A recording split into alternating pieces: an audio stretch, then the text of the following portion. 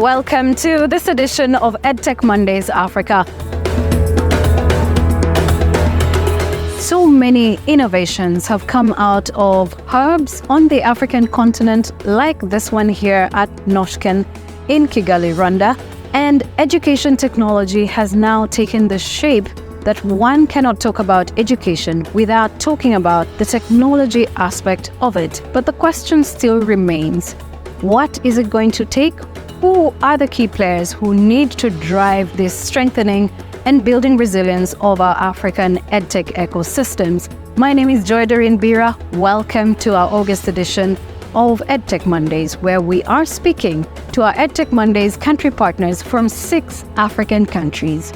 Allow me to introduce to us our panelists on the show. We've got Origen Ijiraneza, who is the chairperson EdTech Forum here in Rwanda, and he's also the Chief Executive Officer of Genius Panda. We also have Jennifer Cotter Otieno, who is the co-founder and Chief Executive Officer at EdTech East Africa, based out of Kenya. We also have Arthur Mukembo, who is the lead at the Future Lab Studio at the Innovation Village in Uganda.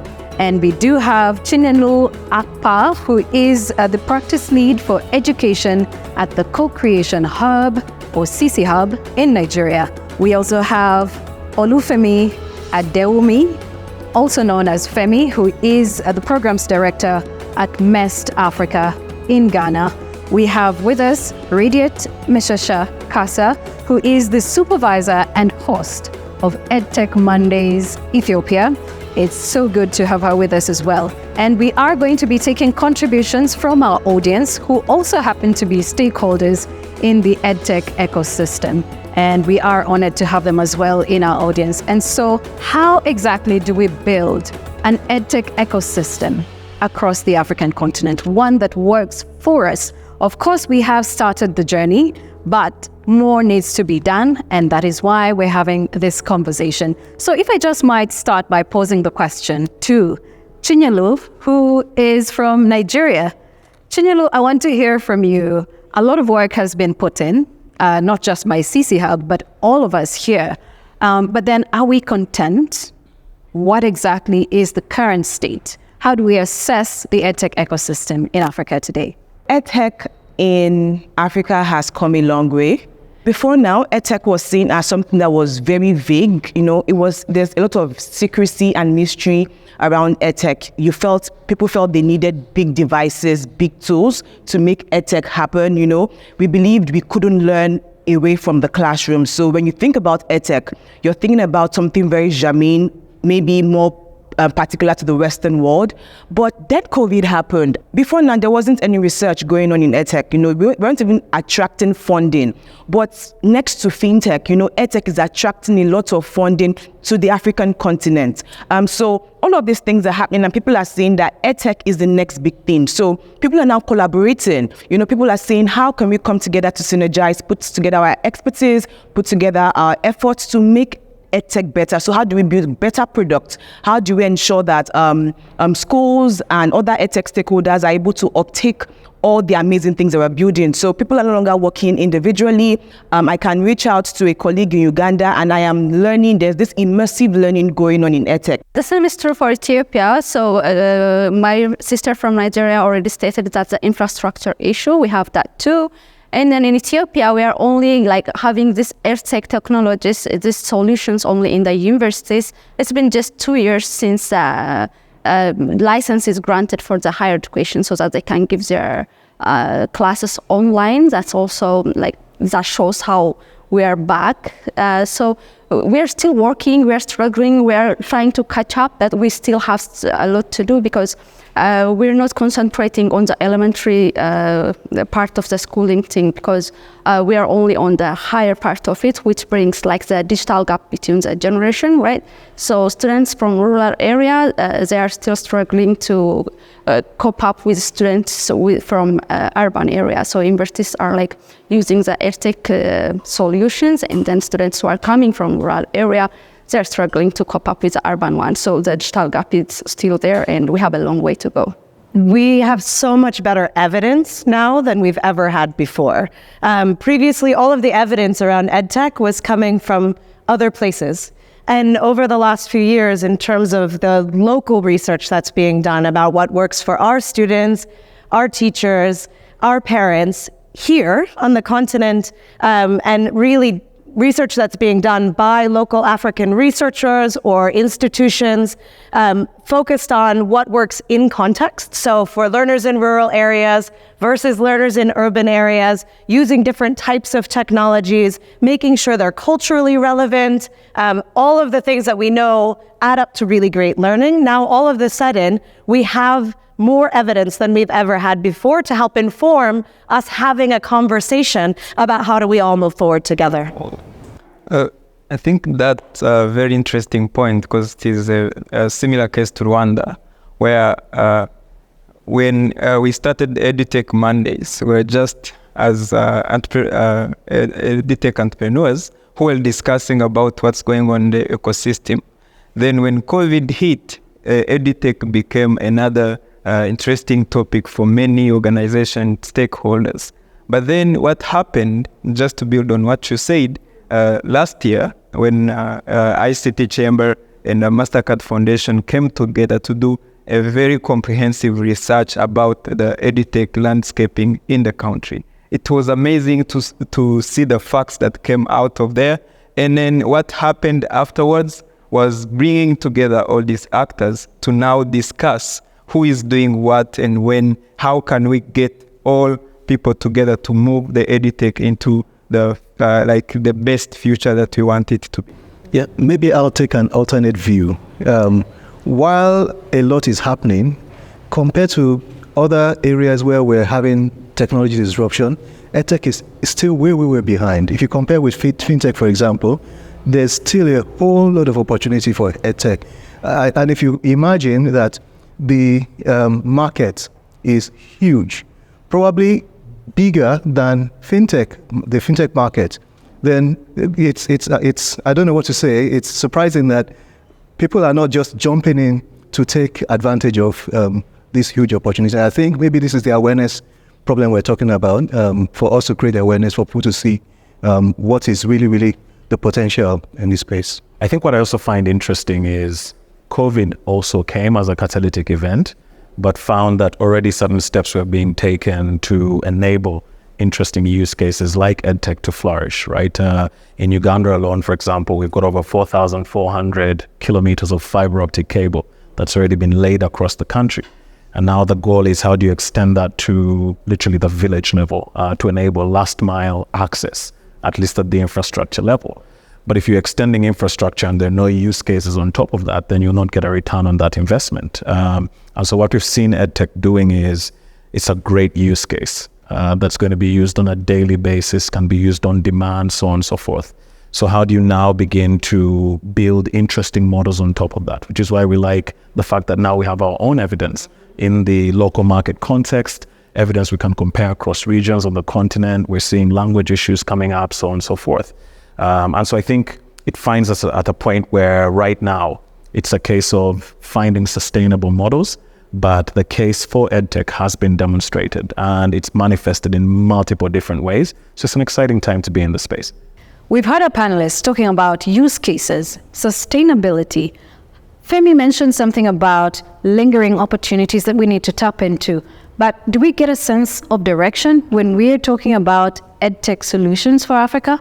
I think we're still trying to figure out how to do it. There's a lot of opportunity, but the sort of thing that we're doing with EdTechMondays is just one of those ways where we're trying to figure out that direction. There's a lot more that needs to be done, a lot more conversation with policymakers, with parents, with stakeholders that need to happen to actually chart a clear path to bringing EdTech up to where it should be. I want to borrow a leaf from your book to say that whilst we want to grow, it would be in a bad place if we want to come at EdTech with a one-size-fits-all approach, right? There has to be individuality.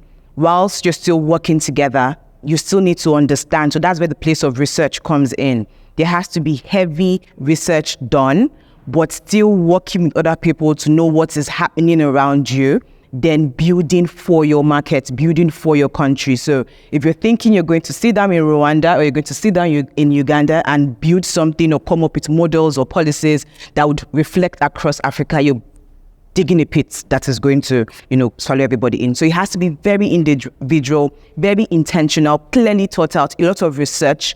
And thank you for the power of data right now. You need to keep testing and find models that fit.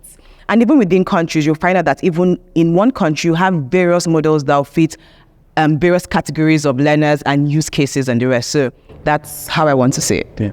And really kind of picking on top of that is you're already seeing multiple efforts to try and figure it out. Anytime a sector is becoming mainstream, is that you tend to find people trying to figure out how would it work in my context and then how do I play into the others.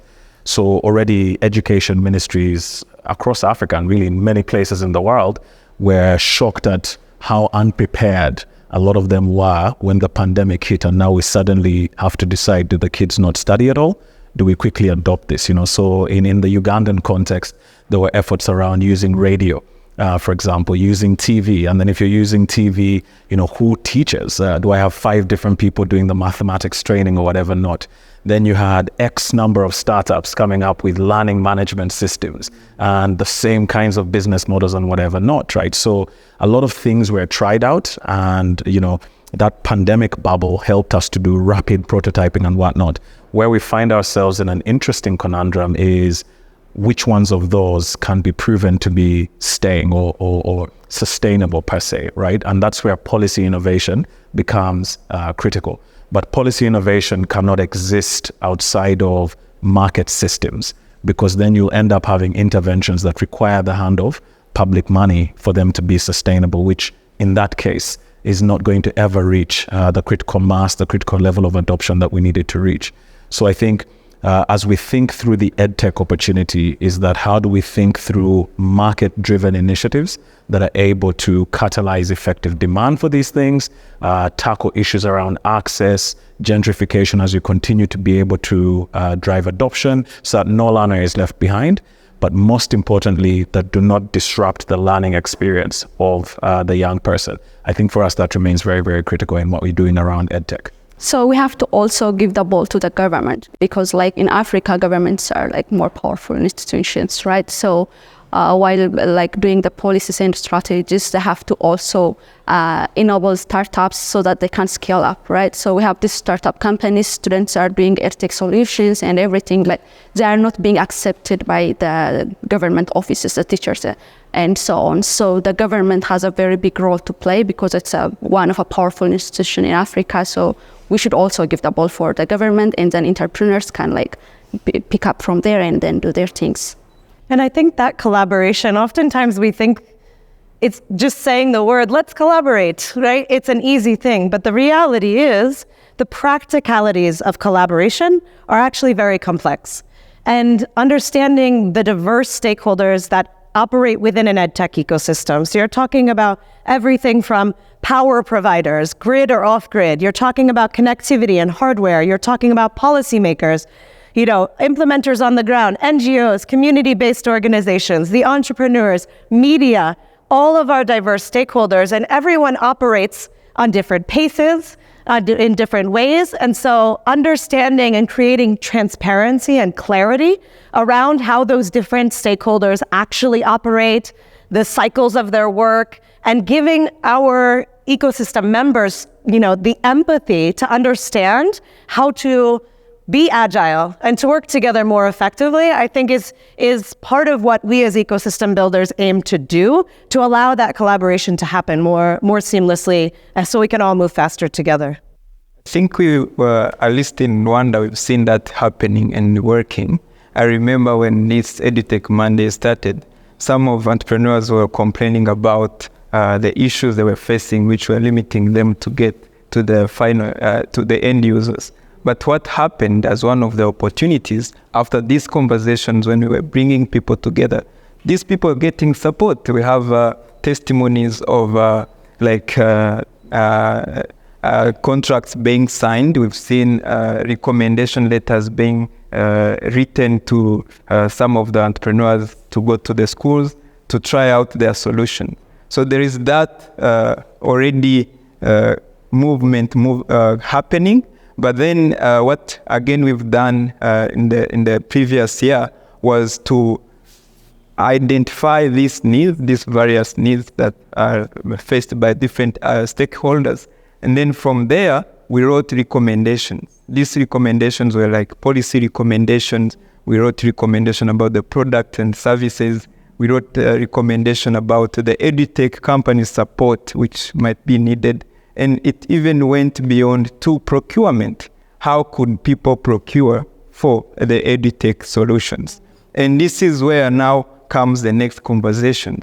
Whenever we are coming together, we'll be like, now let's design a roadmap of how do we address these issues. And then there we can put an accountability mechanism and say like, we said like by this time we'll be doing this, and that's where we're at. I like the direction this conversation is taking. And before we even come to that one phrase that need not miss in strengthening an African EdTech ecosystem, let me throw this conversation to the audience. Hear from them. What do they have to say? I really wanted to add in on the actual opportunity that exists in EdTech.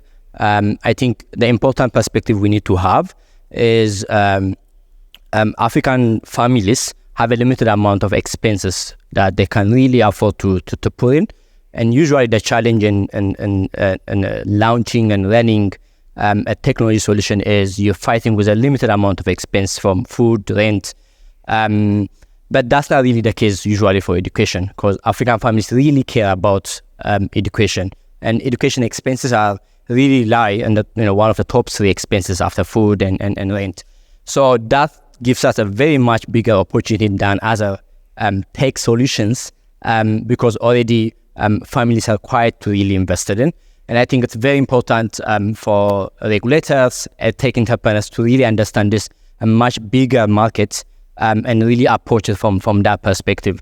And I think the market is really already open and investing in your kid education is already something that families are already convinced. So I think we really need to get that perspective, and I think that's we don't really always realize how critical is that, and the market is quite much more open comparing to other tech solution. Look at entertainment, could be even fintech. Usually they can be an option. So once that's limited, it's usually very challenging for families to actually really put that extra amount of money to. But that's not the case for education, and that's very important to be recognized across the stakeholders. There's also another aspect which I know all our partners on the stage today have considered. We've kind of followed them with this.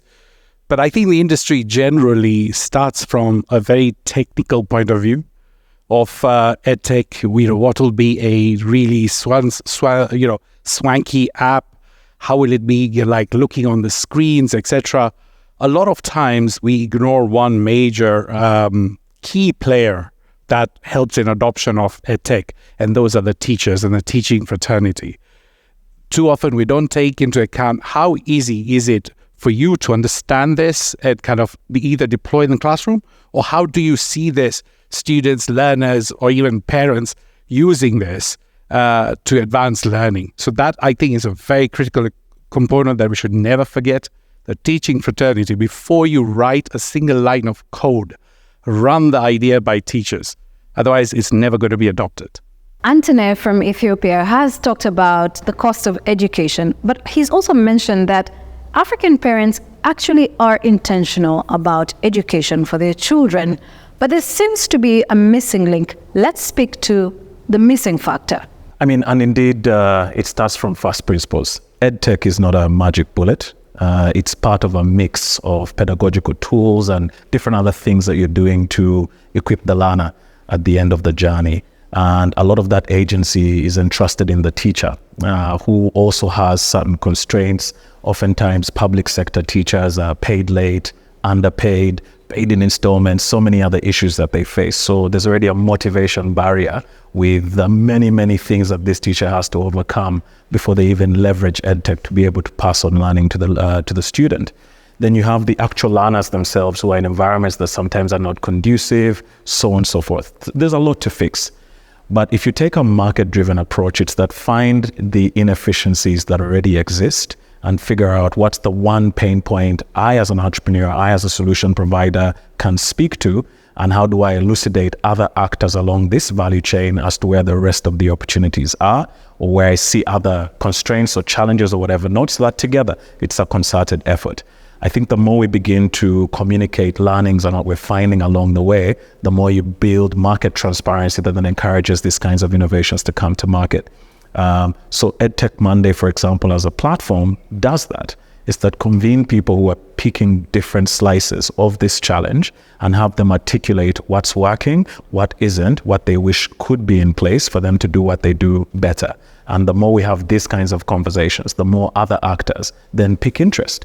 And we give them the platform. Before you know it, you've built a very vibrant ecosystem that's passionate about making sure that this is solved. Maybe we start there.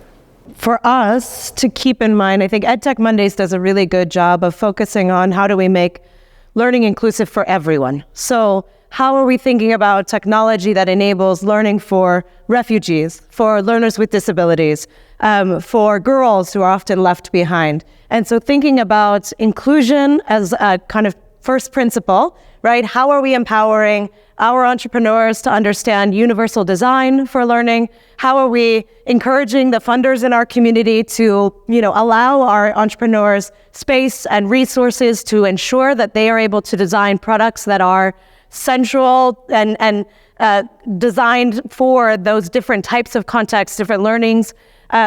And so making sure that we have the space, the ability to test and design things that actually make sense, so that we're not just designing for one type of learner, but all of the learners in our ecosystem. What does testing really look like in this context, really? I think it means literally going to the ground, talking with teachers, talking with learners, talking with parents, and listening properly, taking the feedback, being agile and adapting. I think, entrepreneurs, this is one of their superpowers, to be honest. They're really great at taking in information, taking evidence, and transforming the way that they work quickly, and trying out something new, and not holding a lot of ego in the design of their products and tools. Governments tend to have a different type of scaling process because a lot of factors contribute to this, but they have so many more learners they're serving. So, you might do a small pilot, but then immediately you're required to scale to millions of learners across the country. And there's less of that kind of agile development. And so this is where collaboration between different members of the ecosystem can be so powerful, because it allows us to take learnings from that agile process, contribute that into a more, at scale learning system, so that every learner becomes more served better by the innovations we're actually creating. So I was going to talk about bureaucracy. Education is heavily guarded by the government across Africa. So whilst we think, there's so many exciting things we can do, and I spoke about in the beginning how, yes, education in EdTech in Africa is growing, we cannot take the conversation away from the foot of the government. And this is government across Africa. And I particularly applaud the MasterCard Foundation, because they held the ministerial forum 2 times now. And what they did was they brought in, education stakeholders, ministers of education. They spoke about, education. So we need to get the government to speak about education and get them to have that buy-in. When they get the buy-in, it solves another problem: funding. Because EdTech is expensive. It's really expensive to build for EdTech. So people would not ordinarily want to go into EdTech, because from the time you're building to the time you make profits, it's a journey. So by the time you see that the government has bought into this, the government is willing to fund, the government is opening up and taking away some, bureaucratic bottlenecks that you ordinarily have. You can't really just go to schools and the rest. People who genuinely want to bring in money to fund people who have these ideas now have the confidence. So investors' confidence is established. Then the support comes in funding, in collaborations, and we see better products. We see better EdTech ecosystems growing across Africa. It's true, EdTech is very expensive, but it's never a luxury, right? So we're not, when we say schools, we're not thinking about walls and blackboards anymore. So we can deliver content to students, especially who are in a rural areas, through some EdTech solutions, right? So I think some of you are familiar with the hole in the wall thing. So I think that happened in India, right? So there were these learners, rural learners, and then this person put a screen on the wall, and then they were coming there and then grabbing contents and everything. They were given an exam, and then they were able to score with the formal students, right? Right, like they were scoring. So it is expensive, but it's not luxury. So we have to start now. We're lagging, but we have to really start now. I think what I wanted to add on is just creating a conducive environment for EdTech to grow. And this means from the policy standpoint, how do we create informed policies that allow EdTech companies and EdTech solutions to plug in. And then we go to the part of the demand and supply being matched. How do we make this happen and then unlock the market to the EdTech product? After that, what we will again need to do is to make sure that all the people who are involved into the ecosystem are playing their particular role in making it happen. That will remove the barrier of repeating efforts or making similar things everywhere. And then gradually we'll reach to underserved communities, we'll reach to these people with special needs, and that's how we'll be able to create a vibrant ecosystem. If I may add, we also have to work on skills. So Mr. Suraj from the audience, he was telling us about the teachers, right? So some teachers in Africa are being reluctant because they have a lack of skills, right? So most of us are not familiar with the devices and everything. So we have to also work on the skills. Skills on the teachers, skills on the parents and students. So that's also another homework. If I may jump on what was just said about underserved. What drove the innovation in the fintech space was a lot of conversation around financial inclusion. So maybe we need to bring the similar conversations into education about educational inclusion. And when that discussion was going on, startups started trying to solve problems with financial inclusion. And so similarly, I think we can do the same thing with education. And once that becomes mainstream, the startups can then be supported to scale. Now, once you have 2-3 startups that really grow big, everybody will jump in.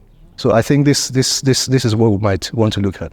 All right. I love that there's a conversation that's ongoing about the costs, the funding. Chinyelu talked about how hard it is to fund EdTech itself, and also just talking about the digital skills themselves. It's just a whole other expense. But even in the expense, at least we know that there are success stories where investments have been made and results have been gotten. And I think I want, at this moment, to bring in Suraj again, just to talk about some of the programs that the Mastercard Foundation has been able to fund in terms of fostering and building a resilient EdTech ecosystem that currently helps us as well at the moment. One of the things we're aiming to do is improve the gaps in education as perceived by governments and by other education stakeholders. For EdTech to thrive, it has to be demand-driven. And as somebody has said, predominantly in Africa, the schooling space, the learning space is from public schools, which is a government domain.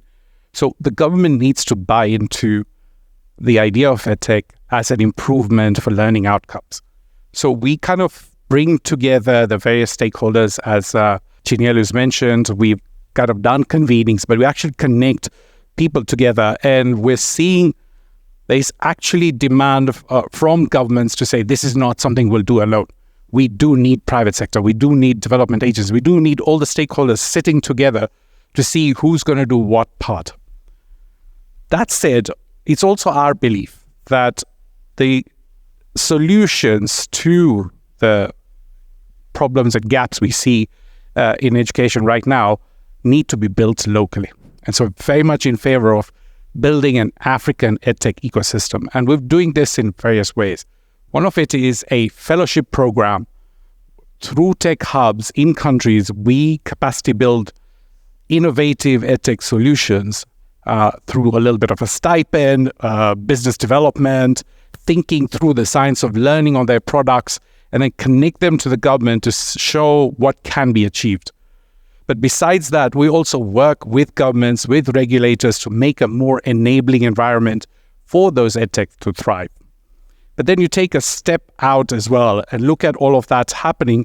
We also need to address policy. And this is where we've started to work with partners like World Bank. We've got the call for action from at least 12 ministries of education across Africa from last year, saying we've learned some valuable lessons during COVID. How do we turn our education system into more resilient hybrid models of learning so that we not only overcome shocks like the pandemic, but we also are now going to try and get education to the hands of those who couldn't even make it to maybe a bricks and mortar classroom previously. So we're working with the World Bank on thinking, helping them think through, support them in developing policies that will enable more hybrid models of learning, education become more resilient. The future is here, and we keep talking about what we need to do over the next 5 years, what we want the future of EdTech to look like 15 to 20 years from today. But let's talk about assessing, measuring the impact of EdTech for it to inform what is to be done. I see a future where young people don't need to sit in four walls to learn, where they can learn from their mobile phone or their VR headset. I like that, right? Because then it's even more accessible, right? Especially as the unit economics actually come down with scale over time. A lot of opportunity there, a lot of opportunity in harmonizing at the non-tax and tax level optimizations that we can do. For example, in certain markets, you're taxed for the airtime or phone credit.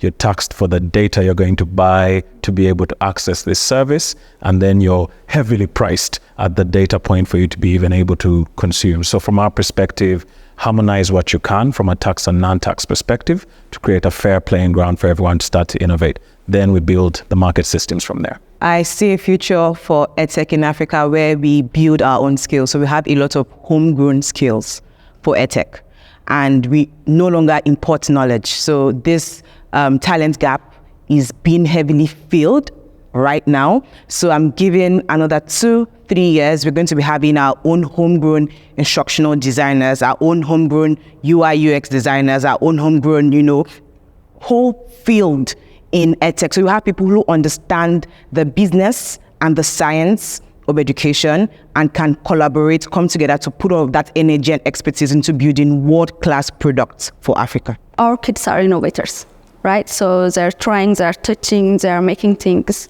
So we're not going to be technologically dependent anymore. So in the future, we'll be innovators, and then we will be the owners of the technology itself. Even now, there's a big debate in the education ecosystem about the role of AI in education, and I'm sure we're all having those discussions in our markets.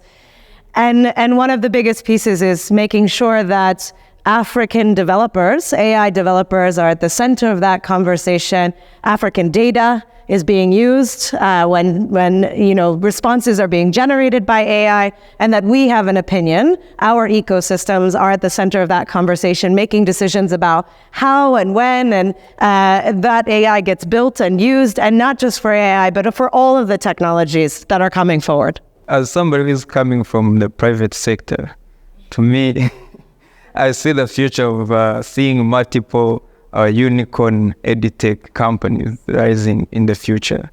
And it is possible. If today we are seeing the gap that is here, over 100 million students out of school today, this is a huge opportunity. And in the next few years to come, like in 2035, the Africa population will grow by 50%. So there is immense opportunity that is coming, and that's where there is opportunity for business. Opportunity for business, you said.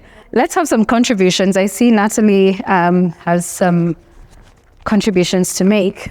I think historically, the teacher has been the source of all the knowledge. And so through empowering the young people with digital skills to access that knowledge, then you're, in a sense, shifting the power and in the hands of the young person, which will lead into maybe some sort of reverse mentoring this is no longer a teacher teaching you. It's in some cases the young person knowing more and then rethinking the role of a teacher in a classroom, maybe as a facilitator. So the overall impact is to really improve the education sector. My contribution is first of all to commend the efforts that have been done in EdTechMondays so far, but also to make a suggestion when it comes to standardizing the solutions that are being produced. Technology is only on the rise, and young people are getting access to these tools. But how are we making sure that these solutions are targeting specific needs in the community? At the end of the day, I can create a solution, you can create something, but are we specifically addressing something that is going to impact the community? As we're thinking about the future, is to think that technology is not homogeneous. Technology does not look the same for every context. While we are talking about, for example, AI in very urban contexts, there's very many contexts in which that is not a conversation that's necessarily happening. And even if it's happening, it's still too far removed.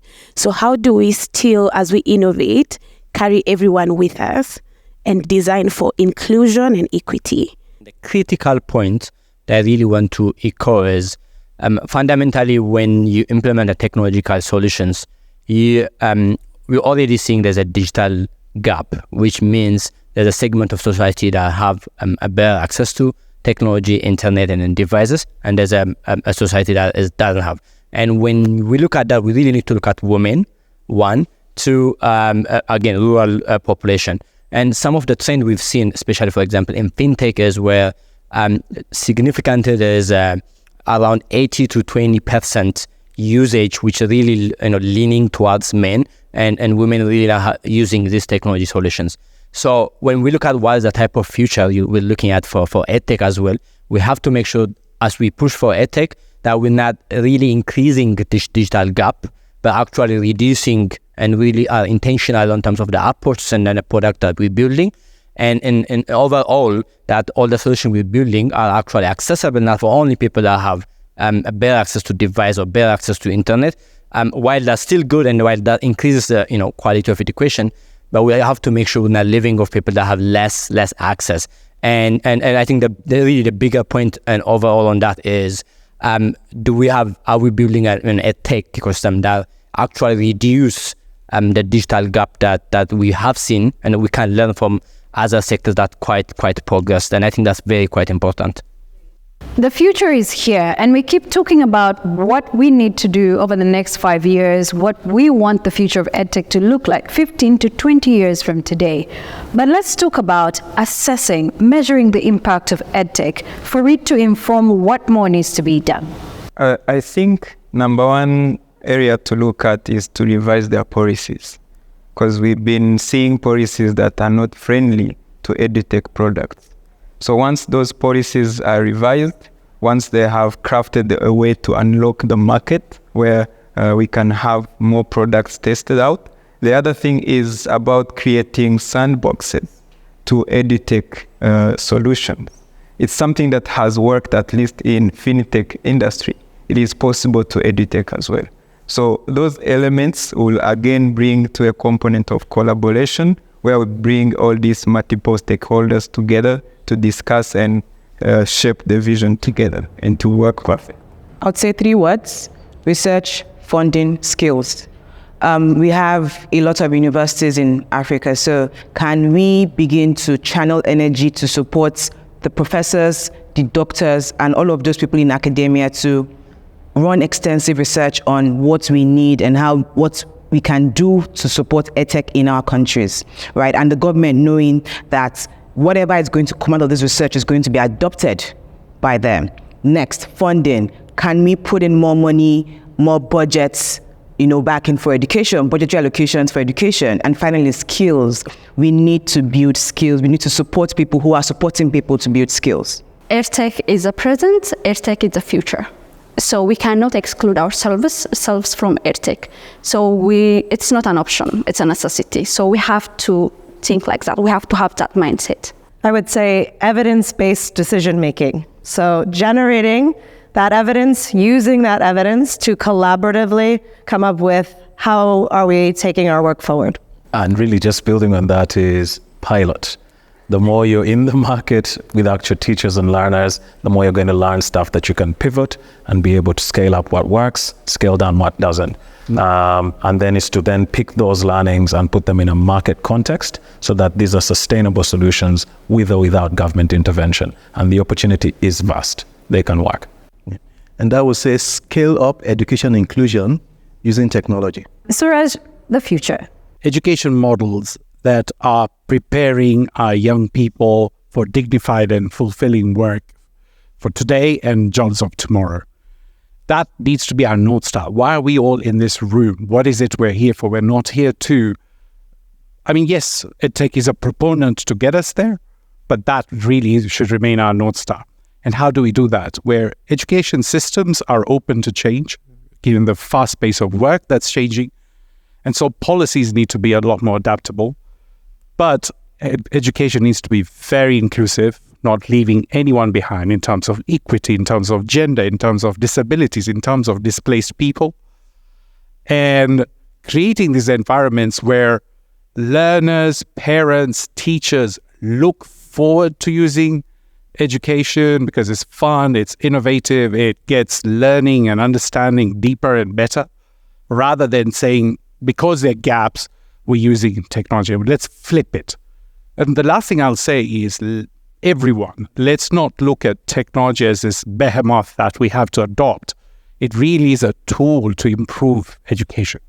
It is a tool to improve education, and that's just where it is. And I think one of the other points that stuck with me is the fact that before our innovators even start to write any kind of code, there needs to be some consultation, collaboration, looking at what exactly the needs are. There can't be any meaningful innovations without consulting the people who use the tool as an implementing approach towards education. And so EdTech needs to have that sort of collaborative effort for us to make it a success. And so to our speakers for today, I want to say a big thank you. And I believe that with the thoughts that have been shared here from our EdTechMondays partners, who are also key stakeholders in the EdTech ecosystem, I believe we have a goal on where exactly we need to go in terms of building and bolstering, as well as strengthening an EdTech ecosystem that works for us on the African continent, but at the end of it all, benefits the millions of learners as well as the teachers who are the implementers of these innovations. With that kind of conversation we just had with all our EdTechMondays partners from 6 African countries, I'm sure you can tell that the solutions that came out of there, from funding to financial inclusion to developing with equity and inclusion in mind, and so much more, we can all agree that the future of Africa's EdTech ecosystem is in the right hands. My name is Joy Doreen Bira. Thank you all for joining us from Rwanda's capital, Kigali, here at Noshken Hub. And until the next edition, bye-bye for now.